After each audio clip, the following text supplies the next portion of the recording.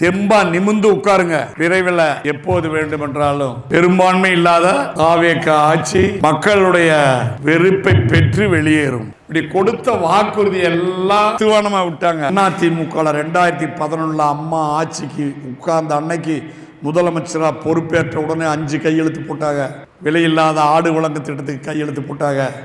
விலையில்லாத laptop வழங்கு திட்டத்துக்கு கையெழுத்து போட்டாங்க. தாலிக்கு தங்கம் வழங்கு திட்டத்துக்கு கையெழுத்து போட்டாங்க.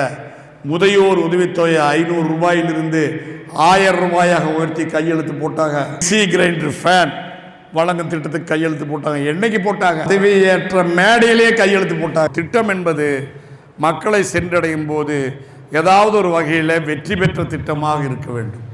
ஏழ்மையை போக்குகிற திட்டமாக, மக்களுடைய பசியை போக்குகிற திட்டமாக, ஒரு நல்ல திட்டமாக, எல்லோருக்கும் பயனளிக்கக்கூடிய திட்டமாக இருக்கணும். அம்மா விலையில்லாத ஆடு வழங்கும் திட்டம் கொண்டு வந்தார்கள் என்று சொன்னால் 5 ஆண்டு காலத்தில் அந்த தமிழ்நாட்டில் இருக்கிற அனைவருக்கும் திட்டம் போய் சேர்ந்தது. மக்கள் வறுமை கோட்டுகளிலிருந்து மேலேறி வந்தார்கள். பசியோடு இருந்த குடும்பங்கள் ஒரு வேளையாவது சாப்பிடுகிற வாய்ப்பை பெற்றார்கள். உன்னதை செய்கின்ற ஆட்சி அம்மா ஆட்சி, எடப்பாடியார் ஆட்சி. விஜயுடைய ஆட்சியும் மக்களை ஏமாற்றிய ஆட்சி. கட்சியில் இருப்பவர்கள் எடப்பாடியாருடைய தலைமை ஏற்றுக்கொள்கிறவர்கள். அதிமுக மீண்டும் வரும் நல்லாட்சி தரும்.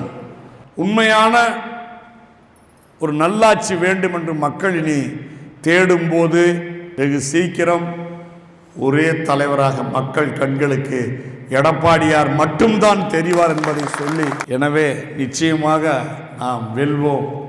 நிச்சயமாக எடப்பாடியார் முதலமைச்சராக வருவார்.